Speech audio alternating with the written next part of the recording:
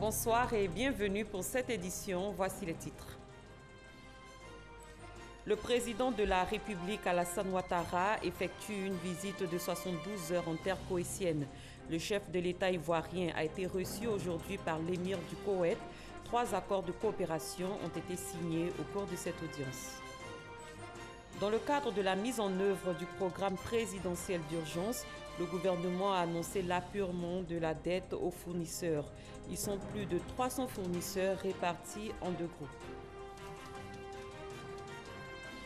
Bouaké connaît depuis 3 semaines une pénurie d'eau. Pour pallier cette situation, le gouvernement a décidé de créer une dizaine de forages à travers la ville. Les travaux ont déjà commencé.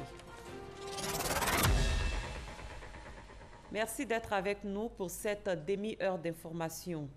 Le président de la République, Alassane Ouattara, effectue depuis dimanche une visite de 3 jours au Koweït. Il a été reçu ce mardi par son Altesse royale, le Cheikh Al-Ahmad Al-Jaber Al-Sabah, l'émir du Koweït. Une audience marquée par la signature de 3 accords portant notamment sur la création d'une commission mixte de coopération entre la Côte d'Ivoire et le Koweït. Le point de notre envoyé spécial au Koweït, Habiba Dambélissaoui. Le palais de l'émir du Koweït accueille pour la première fois de son histoire un président ivoirien. Et ce grand honneur revient au président Alassane Ouattara, qui jouit d'une grande notoriété dans les monarchies du Golfe. L'émir du Koweït, son Altesse royale le Cheikh Sabah Al-Ahmad Al-Jaber Al-Sabah, depuis son accession à la tête de la dynastie Al-Sabah, demeure le ciment national. Le Koweït, tout comme la Côte d'Ivoire, est l'un des 10 membres non permanents du Conseil de sécurité de l'ONU et membre de l'Organisation de la coopération islamique. L'émir Cheikh Al-Jaber Al-Sabah est le 15e dans la succession après le Cheikh Saad Al-Abdullah Al-Salem Al-Sabah. C'est cet État pétrolier de 4,2 millions d'habitants qui tire l'essentiel de ses revenus de la production pétrolière et des investissements réalisés à l'extérieur qui ont permis à la population de bénéficier d'un produit intérieur brut par habitant dépassant les 13 millions de francs CFA, qui accueille avec faste le président de la République de Côte d'Ivoire, Alassane Ouattara. Le chef de l'État se voit décerner la plus haute distinction honorifique du royaume par son Altesse royale, l'émir du Koweït. Le président ivoirien élève à son tour le Cheikh Sabah Al-Ahmad Al-Jaber Al-Sabah au rang de Grand Croix de la République de Côte d'Ivoire, la distinction suprême en Côte d'Ivoire. Les 2 personnalités ont ensuite le temps de magnifier l'excellence des relations entre la Côte d'Ivoire et le Koweït. Le Koweït qui a décidé en 2013 d'ouvrir une ligne exceptionnelle de crédit de 2 milliards de dollars au profit des pays africains. Un royaume qui contribue significativement au développement de la Côte d'Ivoire à travers le financement de 6 grands projets de 1999 à 2018 dans les domaines de l'agriculture, des infrastructures routières, de l'équipement en matière d'approvisionnement en eau potable, de l'électrification et de l'éducation à hauteur de 58,4 milliards de francs CFA grâce au fonds koweïtien. Nous venons d'avoir des échanges très approfondis avec son Altesse royale. Et nous avons, vous savez, pour la première fois, la visite d'un chef d'État de Côte d'Ivoire au Koweït. Et nous considérons que c'est une grande marque d'honneur pour la Côte d'Ivoire, pour les Ivoiriens et pour ma modeste personne. Nos discussions ont porté sur la situation bilatérale, mais également le Koweït et la Côte d'Ivoire sont membres du Conseil de sécurité des Nations Unies. Donc nous avons fait un tour d'horizon sur les grands sujets de l'heure et bien évidemment nous avons parlé de coopération bilatérale et notamment un certain nombre de projets dans le domaine social que nous avons présentés à son Altesse royale pour financement par le fonds koweïtien. Et je suis heureux de dire que ces projets sont importants pour notre programme de développement et nous avons reçu des échos très favorables. Et nous avons également vu comment le secteur privé koweïtien pouvait s'intéresser à la Côte d'Ivoire. Et la Chambre de commerce a promis d'envoyer une mission bientôt parce que vous voyez, nous produisons du cacao, nous produisons des noix de cajou, de la banane et ainsi de suite, mais il faut les transformer maintenant. C'est donc ce que nous recherchons, que tous ces produits puissent être transformés localement. Et là, nous avons de bonnes perspectives. Et je me réjouis de cette visite qui a été non seulement fructueuse, mais également très amicale. 5 nouveaux projets soumis au Fonds cohésion d'un montant de 300 milliards de francs CFA vont enrichir cette coopération économique. Ils concernent le reliquat de financement de la baie de Cocody, la construction d'un CHU à Abobo et de 7 lycées et d'un collège de jeunes filles avec internat. Le gouvernement du Koweït et le gouvernement de Côte d'Ivoire ont signé 3 accords, dont le plus important porte création d'une commission mixte de coopération entre la Côte d'Ivoire et le Koweït. Le président Alassane Ouattara a rappelé l'objectif prioritaire de faire de la Côte d'Ivoire, à l'horizon 2020, un pays émergent grâce notamment à l'appui du Fonds cohésion pour un partenariat renforcé dans le domaine du financement des projets publics, de même que le renforcement du partenariat entre les secteurs privés des 2 pays. Le président de la République a invité l'émir du Koweït à effectuer une visite officielle en Côte d'Ivoire. Le chef de l'État présent au Koweït est à la recherche d'investissements. Il a échangé avec une forte délégation d'hommes d'affaires, membres de la Chambre de commerce et d'industrie du Koweït. Les opportunités d'affaires en Côte d'Ivoire étaient au centre des discussions. Habiba Dambélé Saoui. Le président Alassane Ouattara à la conquête du Koweït, à la recherche de bons investisseurs pour accompagner le plan national de développement de son pays, la Côte d'Ivoire. Une forte délégation d'hommes d'affaires, membres de la Chambre de commerce et d'industrie, conduite par son vice-président Abdoul Wahal Al-Wazan, s'est dit vivement intéressé par les opportunités d'affaires en Côte d'Ivoire, notamment dans le secteur de la transformation des matières premières agricoles. La Chambre de commerce et d'industrie du Koweït a été créée en 1959. Elle est composée de 79 000 membres. À ce jour, cette institution a signé des accords de partenariat avec 7 pays africains, le Sénégal, le Soudan, l'Éthiopie, l'Égypte, l'Algérie, la Tunisie et le Maroc. Il ne fait plus aucun doute que la Côte d'Ivoire, première productrice mondiale de cacao, d'anacarde et de cola, premier pays exportateur africain d'huile de palme et de caoutchouc et 4e producteur mondial de café, saura séduire ses grands investisseurs. Le FEMUA, Festival des musiques urbaines d'Anoumambo, a débuté ce mardi. Cette 11e édition a été officiellement ouverte par le Premier ministre Amadou Gon Coulibaly à Marcory en sa qualité de parrain de l'événement. Le FEMUA 11 est organisé par le groupe Magic System autour du thème « Jeunesse et immigration clandestine », un thème salué par le chef du gouvernement. On écoute le Premier ministre Amadou Gon Coulibaly. Je voudrais à nouveau donc féliciter le groupe Magic System pour le choix du thème de cette édition, intitulé « Jeunesse africaine et immigration clandestine ». Ce thème est en phase avec les réalités actuelles. C'est pourquoi la question de l'immigration clandestine a constitué la thématique principale du 5e sommet Union européenne-Union africaine tenu les 28 et 29 novembre 2017 à Abidjan. L'expérience personnelle des membres du groupe Magic System est un exemple pour vous. Elle nous enseigne que le travail est la vraie clé de la réussite.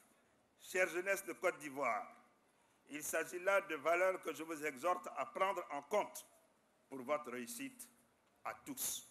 Certains parmi vous veulent partir à la recherche de l'hypothétique bonheur, les conduisant le plus souvent à la mort. Nous allons tout faire pour créer les conditions de votre épanouissement dans votre pays. C'est le sens de notre mission aux côtés du président de la République, son Excellence M. Alassane Ouattara. Entendez les témoignages de vos frères et sœurs en Libye et ailleurs, partis dans des conditions catastrophiques et que le gouvernement a dû ramener au pays. Sachez, chers jeunes, que nous allons prendre encore plus soin de vous. Nous ne voulons pas que vous quittiez votre maison, vos familles. Nous allons tout faire pour pour que cela n'arrive plus jamais. Vous êtes une priorité pour le président de la République, son Excellence M. Alassane Ouattara. La finalité des actions de votre président, c'est de créer des emplois, c'est d'améliorer vos conditions de vie. C'est pourquoi, depuis 2011, nous avons mis en place des actions qui ont permis de rétablir une croissance économique forte et de la maintenir dans la durée. Et c'est cette croissance économique solide qui nous permet de mettre en œuvre de nombreux projets de développement qui offrent des emplois dans tous les secteurs de l'économie. Dès ce mercredi matin, l'État va payer les fournisseurs ayant presté dans le cadre du programme présidentiel d'urgence. Au nombre de 300, ces fournisseurs ont été conviés à une séance d'information sur les modalités pratiques de leur paiement. Noël Niagnou. Le PPU entendait programme présidentiel d'urgence. Son objet, restaurer l'autorité de l'État au lendemain de la crise post-électorale à travers la réalisation de divers équipements socio-économiques du service public. Il est clos depuis 2015 parce que la normalité est de retour. Avant la clôture définitive des comptes, les créances relevant des travaux en cours de finalisation au moment de la clôture du programme vont être apurées. Nous avons été instruits pour payer dès demain matin les fournisseurs. Mais attention, les paiements se feront conformément à des dispositions précises. Tous les fournisseurs qui sont au nombre de 197, dont les montants cumulés sont inférieurs ou égaux à 100 millions, seront intégralement payés. Quant à ceux dont le montant cumulé des factures est supérieur à 100 millions, un pourcentage sera déterminé selon le niveau de validation avec comme option de traitement des efforts de paiement cash et d'autres modalités à convenir. Ces deux types de créanciers sont tenus d'observer des conditions pour faciliter les paiements. Il faudrait que le dossier physique validé, transmis par l'IGF ou le BNET, doit comporter obligatoirement un RIB et une attestation de régularisation fiscale. Les dossiers qui ne comporteront pas de RIB ou qui en comporteront plusieurs feront l'objet d'une régularisation préalable par les services de l'ex-PPU avant paiement. Les dispositions relatives à la législation sur les marchés publics devraient être respectées. Autre bonne nouvelle en direction des fournisseurs de l'État central, l'appurement de la dette intérieure au titre de l'exercice 2017, et cela depuis janvier 2018. L'administration centrale, on a payé 162 milliards 387 millions 429 016 francs. Et dans ces 162 milliards, nous avons payé 33 milliards 617 millions 643 094 francs payés aux fondateurs d'écoles au titre de la dette école représentant le solde des restes à payer 2017. Pour l'administration déconcentrée, nous avions eu à payer 12 milliards 003 millions 617 885. Au titre des collectivités territoriales, nous avons eu à payer 27 milliards 690 millions 448 886 francs, représentant le solde des restes à payer au titre de la gestion 2017. Pour ce qui concerne les établissements publics nationaux, les EPN, 43 milliards 165 millions 469 247 a été mis à la disposition des EPN au titre de l'appurement des restes à payer 2017, arrêté durant la période complémentaire. À ce titre, le délai de 90 jours a été respecté. À ce jour, il reste un solde de 8 milliards 133 millions 263 197 qui sera payé dans les jours à venir. Il n'y a donc pas d'arrêt de paiement au titre de la gestion 2017. Notons qu'ils sont plus de 300 fournisseurs de l'État qui vont passer à la caisse. Une bouffée d'oxygène pour ces opérateurs. Direction la ville de Bouaké, où des mesures sécuritaires ont été prises pour mettre fin aux nombreux braquages constatés ces mois-ci au marché de Gros. Les effectifs de sécurité vont être renforcés. Tous les acteurs de ce pôle commercial sous-régional vont être identifiés. Kader Sogodogo. Entrée principale du marché de Gros de Bouaké. La fermeture est réelle. Un tour du côté des magasins. La décision préfectorale d'arrêt de toute activité le mardi 17 avril 2018 est suivie. À la salle de réunion du marché, l'ambiance est tout autre. Les commerçants sont venus en grand nombre pour écouter le corps préfectoral avec à ses côtés les grands commandements de la ville. 2 grandes mesures sont annoncées pour mettre fin à l'insécurité. L'identification de tous les acteurs du site et le renforcement des effectifs de la police par la gendarmerie et le CCDO. Vous êtes tous assis, je ne sais même pas qui est le doyen là. Comment il s'appelle? Est-ce qu'il est commerçant? Est-ce qu'il est douanier? Est-ce qu'il est... Je ne sais même pas. Donc, pourquoi ne pas instituer une forme de badge? On va multiplier les patrouilles, CCDO, gendarmerie, police, à l'intérieur comme à l'extérieur du marché de Gros. Des mesures bien accueillies par les commerçants du marché de Gros de Bouaké. Parce que je voulais que le marché n'a qu'à résoudre. Donc je suis d'accord. Tous les jours, on dit c'est nous on a l'argent et ramasse nous l'argent pour sortir. Avec cette décision, on est convaincu que nos activités vont prospérer et nos différents partenaires hors du pays auront plus de confiance et les partenaires ne feront que se renforcer. Oui, les mesures sont très bien s'ils sont appliqués. Ça va améliorer un peu la sécurité. On avait besoin de la sécurisation du marché là, parce que nous on était frappés plusieurs fois.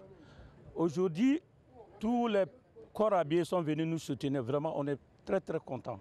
Pour rappel, en 2 mois, ce pôle commercial sous-régional a connu 3 braquages avec 84 millions de francs CFA emportés. C'est un soulagement pour les populations de Bouaké qui souffrent depuis 3 semaines d'une pénurie en eau potable. Le gouvernement a décidé de créer une dizaine de forages à travers la ville pour réduire ce déficit en eau. Les travaux ont même démarré, nous dit Kader Sogodogo. 3 quarts de la ville de Bouaké connaît une pénurie d'eau sans précédent. 3 semaines que la population, à l'aide de bidons, de seaux ou de cuvettes, sont obligés de se tourner vers des puits. La cause, la Loca, un des principaux barrages qui alimente le réseau de distribution de la Sodeci à Tari. Avec l'utilisation de camions-citernes comme moyen de ravitaillement, le gouvernement vient de décider la réalisation d'une dizaine de forages pour alimenter le réseau de distribution. Les travaux ont démarré. Aujourd'hui, c'est le lancement des travaux de ces forages. Comme vous le voyez, les travaux ont commencé. Les forages sont en train d'être faits pour justement soulager, n'est-ce pas, les populations. Il y a un certain nombre de forages qui va être fait. On va traiter l'eau sur place au niveau des forages et puis injecter cette eau-là directement dans le réseau pour soulager les populations.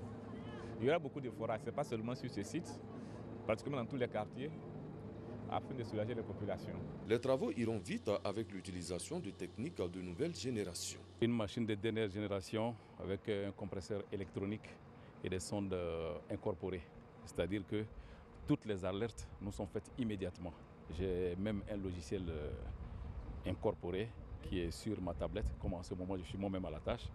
Voilà, mais dès que je m'installerai sur mon ordinateur, je pourrai avoir une vue en caméra, même des travaux de fond. Le lancement des forages permettra, n'est-ce pas, nous permettra d'augmenter notre capacité de production et pour pouvoir établir, n'est-ce pas, rétablir un peu un minimum de qualité de service au niveau de la population. En attendant la fin des travaux de forage à Bouaké, chacun se débrouille pour avoir de l'eau pour les besoins au quotidien.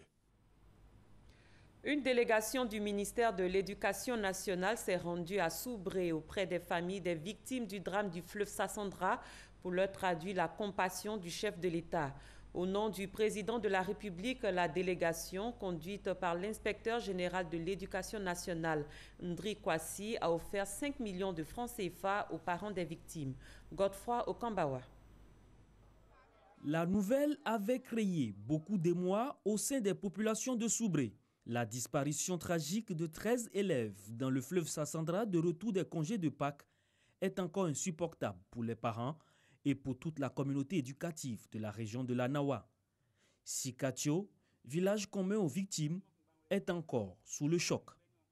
Et à l'heure des condoléances, une délégation du ministère de l'Éducation nationale, de l'enseignement technique et de la formation professionnelle, conduite par l'inspecteur général de l'Éducation nationale, Ndri Kwasi, a apporté la compassion du président de la République, Alassane Ouattara, aux familles éprouvées par le drame. Les émissaires du chef de l'État ont remis la somme de 5 millions de francs CFA aux parents des victimes en guise de soutien et de compassion. Le porte-parole du chef central des Baoulés de la localité, Kofi Kouadio, a salué ce geste du chef de l'État et témoigné la gratitude des familles. Avant de se rendre dans le village de Sikatio, la délégation a rencontré la grande famille de l'éducation nationale de la région de la Nawa pour lui apporter la compassion du chef de l'État et celle de leur ministre de tutelle.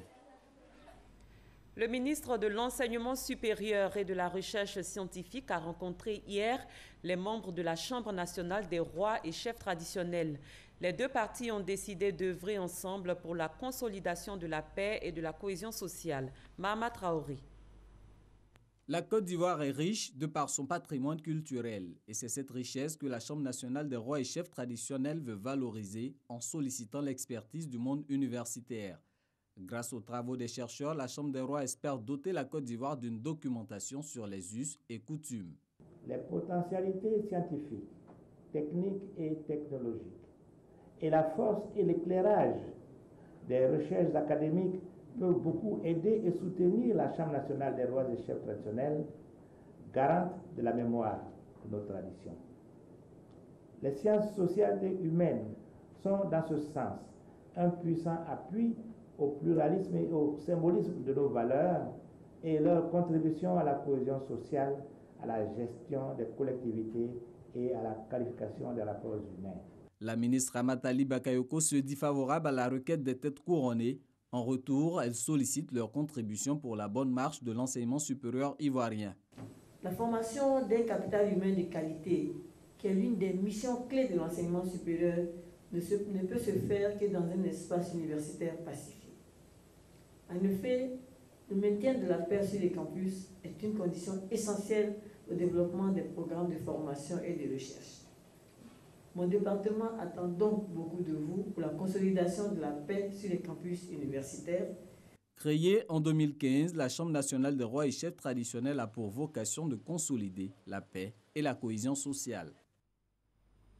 Dans le domaine de la communication, la Commission d'accès à l'information d'intérêt public et aux documents publics réfléchit à la mise en œuvre de la loi relative à l'accès à l'information d'intérêt public. C'est à la faveur d'un atelier au cours duquel sont également instruits des agents du ministère de l'Industrie et des Mines. Grace Kondo. Amener les organismes publics à rompre avec les procédures administratives en matière d'accès des populations à l'information et aux documents publics, c'est ce qui motive cette formation à l'intention des agents du ministère de l'Industrie et des Mines. Depuis la prise de la loi et du décret, nous avons constaté qu'il y a eu assez de campagnes de sensibilisation. Maintenant, il faut passer à l'acte. Mais tout cela demande un contexte dans les ministères, dans l'administration publique. Tout cela demande des moyens à mettre à la disposition des fonctionnaires afin qu'ils puissent être à même de pouvoir donner ces informations. C'est très important qu'il y ait cet atelier des services étatiques qui viennent s'imprégner pour savoir qu'est-ce qu'ils doivent faire pour pouvoir apporter l'essentiel à la population ivoirienne. 3 ans après l'entrée en fonction officielle de la Commission d'accès à l'information d'intérêt public et aux documents publics KIDP, l'heure est au bilan. Selon son président Kébé Yakouba, ce bilan est mitigé. Certains organismes publics coopèrent avec une relative diligence aux demandes des documents publics, tandis que d'autres font la rétention de l'information ou du document public. Aux côtés de la KIDP, la Fondation Friedrich Ebert apporte son appui financier et technique. Pour nous, l'accès à l'information pour toutes les couches de la population est le thermomètre, voire le baromètre même de la démocratie. Après le ministère de l'Industrie et des Mines, Ce sera le secrétariat d'État auprès du Premier ministre chargé du budget et du portefeuille de l'État qui bénéficiera de la même formation. L'OMS et le ministère de la Santé et de l'Hygiène publique renforcent les capacités des représentants des ministères techniques, ONG et institutions impliquées dans la lutte anti-tabac. La formation porte sur la modélisation fiscale du tabac en Côte d'Ivoire. Ami Sissoko. Une augmentation de 10% sur un paquet de cigarettes pourrait réduire le tabagisme de 4 à 8% selon l'OMS. Augmenter suffisamment les taxes sur les produits du tabac ou droits d'assises comme solution pour réduire la consommation du tabac. C'est une recommandation de la Convention cadre de l'OMS ratifiée par la Côte d'Ivoire il y a 8 ans. Les études ont montré qu'il y a une forte réduction des consommateurs de tabac lorsque le prix augmente. C'est pour cela que plusieurs pays dans le monde se sont déjà engagés dans cette démarche de taxation des prix du tabac. La Côte d'Ivoire ne veut pas rester à l'écart de cette politique qui va permettre non seulement de réduire la consommation du tabac dans la population générale, mais aussi de permettre de financer toutes les pathologies qui sont liées justement à cette consommation abusive du tabac. Les produits du tabac sont taxés en Côte d'Ivoire à 36%, alors que l'UEMOA recommande un minimum de 50% et un maximum de 150% pour une lutte efficace contre le tabagisme. Si tous les pays augmentaient les taxes sur les paquets de cigarettes de 50%, il y aurait 49 millions de fumeurs en moins. Et cela permettrait d'éviter 11 millions de décès dus au tabagisme. Toutefois, les participants souhaitent l'adoption d'une loi anti-tabac en Côte d'Ivoire. Aujourd'hui, la réalité en Côte d'Ivoire, c'est l'interférence de l'industrie du tabac. Les dispositions qui sont dans la Convention cadre, c'est un tout. On ne peut pas appliquer une disposition à la protection des non-fumeurs dans les lieux publics et puis négliger par exemple l'interdiction des publicités. L'une des dispositions les plus importantes dans le cadre de l'implémentation de cette convention, c'est la prise d'une loi relative à la lutte anti-tabac. Chaque année, le tabac tue plus de 7 millions de personnes, dont plus de 600 000 non-fumeurs, selon l'OMS. En Côte d'Ivoire, ce sont 5 000 personnes qui en meurent. Au terme des travaux, les participants devront élaborer une proposition technique sur l'application des mesures financières et fiscales des produits du tabac. Elle sera soumise aux propositions de loi de finances. À présent, l'actualité en bref sur le continent. Première destination, le Tchad. Sidonie Davila.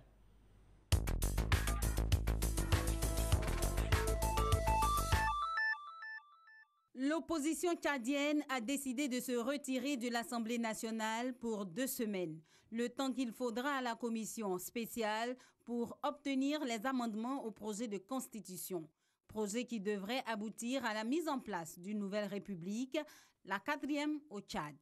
L'opposition propose un référendum pour la mise en place d'une nouvelle république au lieu de se contenter d'un simple vote par une Assemblée nationale dont le mandat est arrivé à terme depuis 3 ans.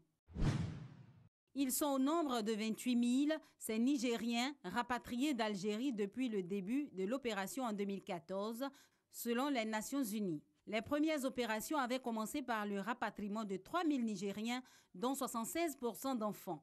Le gouvernement nigérien a entrepris ces opérations de rapatriement de ses ressortissants en situation d'extrême vulnérabilité, de concert avec les autorités algériennes. En France, l'Assemblée nationale a commencé ce lundi à examiner le projet de loi Asile et Immigration. Un test critiqué par les associations de défense des migrants et controversé dans les rangs de la majorité. Malgré les réunions de conciliation et les discussions en commission, une dizaine de députés En Marche ont déposé des amendements pour adoucir le projet qui, à leurs yeux, manque d'humanité. La SEC Mimosa s'est qualifiée pour la phase de poule de la Coupe de la Confédération. Le club jaune et noir a obtenu le nul 0-0 en Algérie face au CR Belouizdad dans le cadre du tour de cadrage retour de la dite compétition. Pour rappel, la SEC Mimosa avait pris au match aller le meilleur sur son adversaire avec 1-0. Fin de cette édition. Merci de l'avoir suivi. Très bonne fin de soirée. À demain, même heure.